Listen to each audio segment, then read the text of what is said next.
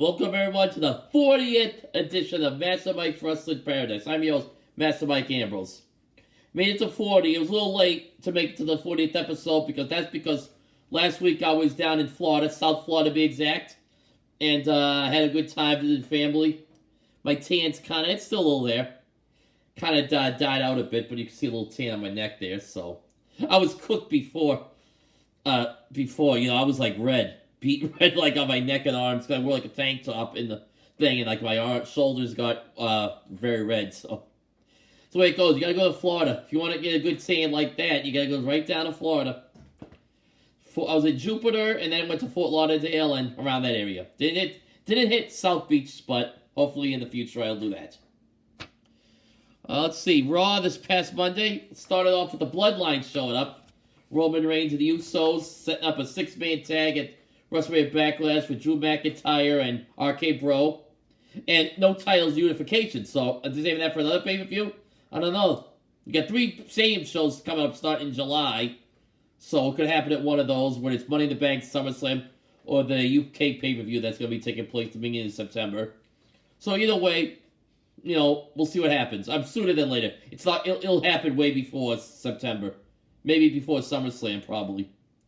We should see. What else had the show? Oh, we had this continuing saga between Seth Rollins and Cody Rhodes. Seth Rollins appreciation night, but then Cody Rhodes showed up. And so obviously they're going to have their match at WrestleMania Backlash. We also had a 6-woman tag with Liv Morgan, Bianca Belair, and Asuka against Sonya Deville, Rhea Ripley, and Becky Lynch. It was pretty good. Right, Liv Morgan's on the rise still. I wouldn't be surprised if she wins a singles title, before the year's up. Sooner than later, hopefully. And she's through that out Rhea Ripley. A lot of good. There's 3 different women's feuds right now. You get Liv and Rhea, Bianca and Sonya, which has been going on for a month. And last week, Asuka came back to confront Becky Lynch, who returned from not being around since WrestleMania. So, got 3 feuds going there at once. Let's see if they continue up with it. I just noticed that WrestleMania Backlash, the only women's match is Ronda Rousey and Charlotte Flair for the SmackDown's women's title. They might have another match from the Raw side at the last minute. You never know. Which, by the way, this pay-per-view coming up is going to be in Providence. But looks like I'm not going because I went on vacation and, I was busy last week. Which I was back in Florida now. It was raining out there in the cold. Still kind of cool, we're literally low 50s up here. At night, it gets down to the high 40s, which it's freezing. To me, it's freezing up here after being 80-degree weather last week. Let's see, NXT 2.0. Last night we had a good title defense. Braun Breaker defended against Joe Gacy. It was called NXT Spring Breakin'. We also had Toxic Attraction being stalked, but being set up by Roxanne and Wendy Chu, pranking them. Mandy Rose came out tanned like a strawberry, very tanned. It was pretty entertaining. And then you had Gigi and JC went to the beach, and Roxanne and Wendy. I know her character's the sleepy girl, Wendy Chu. So they were there and they took their sandals away and their car keys. So they had to walk. If you know Florida Beach, in your walkway, when you go there, it's always hot. So you gotta be careful. That's why you always wear sandals on the deck when you're walking out to the beach. So, yeah, they were there and instead of match up next week with Gigi, Joel, and JC Jane against Roxanne Perez and Wendy Chu. I don't know if it's a tag team title match, but we shall see. We also had, a couple other good matches we had. We had Cameron Grimes defended against North American title against Carmelo Anthony and not Carmelo Anthony, I'm sorry, Carmelo Hayes. Carmelo Hayes is from Boston. He's a winner, unlike Carmelo Anthony. Nevertheless, Cameron Grimes defended against Carmelo Hayes and Sol Sikoa. It was a really great match. A lot of great action. 3 guys that should be on the main roster sooner than later. Of course, Sol Sikoa is the younger brother to the Usos, even though they haven't acknowledged it. They kind of, by chance, made references, but not, fully. What else? What's that? Oh, Nathan Frazier made his NXT debut. He been on NXT UK. He made his debut on NXT 2.0. Beating Grayson Waller. Another really good match.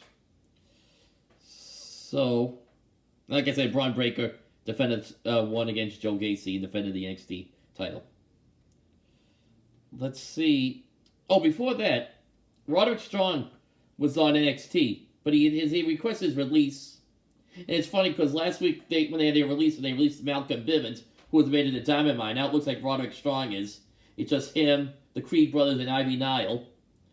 And if Roderick Strong goes, where does that leave them with a manager? I mean, they got potential. They can talk, but I have no idea what's going to happen there. It looks like everybody thinks Roderick Strong wants to leave to an AEW because that's where the rest of the Undisputed era, now they're known as Undisputed Elite in AEW.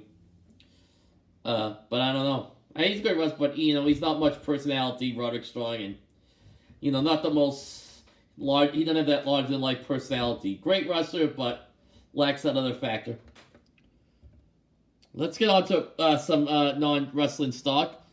Like I said, I like to diversify the show, have different topics.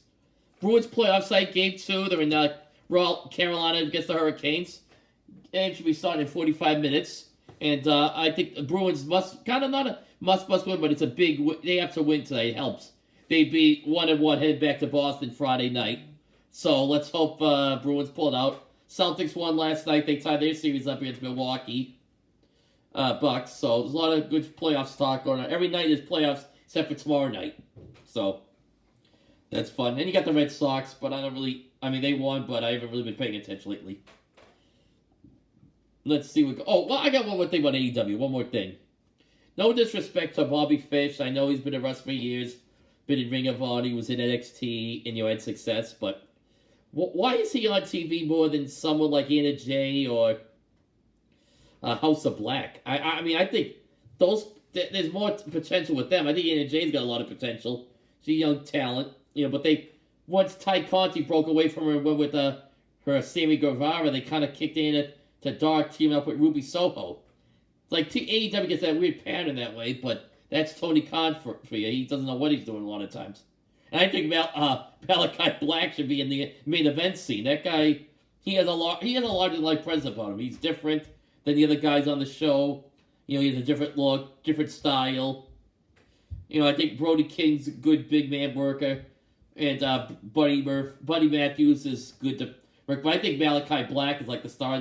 He should be in a much higher position than he is right now. I don't know. Like I said, I'm not getting Bobby Fish, but what does he have that Malachi Black doesn't have? Bobby Fish, he's just a good hand. Aleister Black has a character about him. And he can work. He's a great wrestler. But he has more the full package than Bobby Fish, or even Kyle O'Reilly's another great wrestler. They're trying to create, the Undisputed Era, but we all know, looking back, it was Adam Cole that was the charisma in that. And he could, obviously he's a great wrestler too, but he had the charisma. He had a cool factor to him. And NXT, he was booked as like the cool guy, as the cool star. Now he's just, he's like kissing up, hanging around with the Young Bucks, who, be honest, don't do anything for me at all. He only went, he's friends with them and his girlfriend there, Britt Baker. I wonder if Cole saying, geez, if I had stayed in WWE another while, maybe they wouldn't put me in better thing. I think Adam Cole would have been on WrestleMania if he had stayed on the company. I don't know. It's hard to say what hindsight being 2020, but I think Cole could have been in that spot. A good spot at WrestleMania. I don't know. Maybe he would have fought McAfee instead of Austin Theory. Who, by the way, he's doing great in Raw as a U.S. champion. He's got a lot of potential. But he wanted to go with his buddies there in AEW and, his girlfriend. It's his life. But yeah, I would feature a guy like Malachi Black more than O'Reilly and Fish and all them. Yeah, like I say, Tony Khan, he's got his daddy's money, can do whatever the heck he wants with. And then Jay should be featured more. But like I said that before, she has more potential than a lot of women there. I think she saw it if she became available, WWE should try to sign her. Okay, it's 6:20. Alright, time to get going. I'll be coming more, after I get all things. It's been busy the last few. I was on vacation and been busy lately, so I'll see you later. Have a good night. Bye-bye.